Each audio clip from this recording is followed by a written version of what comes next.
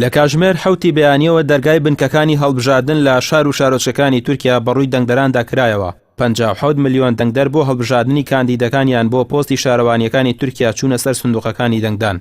شارەزایەکی بواری کاروباری تورکیاش بەستنی هاوپەیمانی لە نێوان هەدەپە و جاپا بە هەڵە دەزانێت و پێی وایە گەر هاوڵاتیانی کورد لە باکووری کوردستان دەنگی بە هەدەپ و لایەنی کوردی نەدابێت، هۆکارەکەی بۆ بوونی هاوپەیمانی لەگەڵ پارتی جەهەپە دەگەڕێتەوە کە پارتێکی چەپە و کوردانی باکووریش هاوسۆز نین لەگەڵ کەمالیەکان.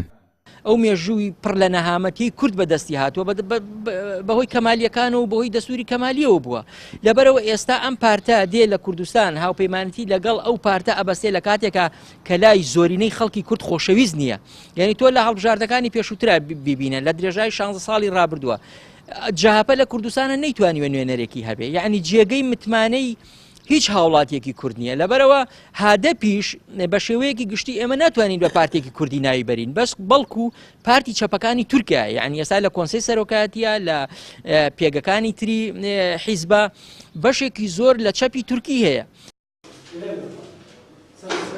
لە هەڵبژاردننی شارەوانیەکانی تورکیا 12 پارتی سیاسی بەشداریان کرد بە ئامانجی بردنەوەی 1250 پۆستی ئەندامی ئەنجومەنی پارێزگا و 20500 ئەندامی ئەنجومەنی شارەوانی، هاوکات 1,156,000 دەنگدەر کە 18 ساڵیان تەواو کردووە بۆ یەکەم جار بەشداریان لە هەڵبژاردنەکان دەکرد.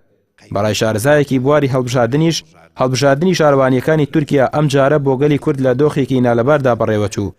بەو پێی شەڕی ناخۆیی و فشاری دەسەڵاتی ئاکپارتی بۆ سەر هەدەپا ڕەوشێکی ناسەقامگیری لە باکوور هێناوەتە ئاراوە.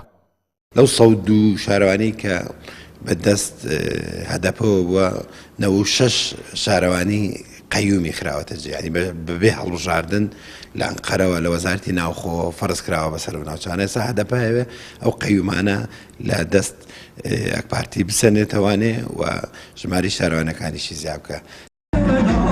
لە دوو هەڵبژاردننی پێشووی تورکیا کورد توانی بربەستێکی گەورە بشکێنێت و ڕۆڵ و پێگەی بەرچاوی هەبێت لە تورکیا. هەڵبژاردننی ئەم جارەش وەکو سەنگی مەحەگوا بوو بۆ کورد و ناوچە کوردیەکان کە بۆ 5 ساڵی داهاتوو کلیلی بەڕێوەبردننی شارەکانیان داوەتە دەستی هەدەپا یا دەسەڵاتی قەیومەکانیان دووبارە کردوتەوە. ڕێمی عوسمان، کەناڵی ئاسمانی پەیام، سلێمانی.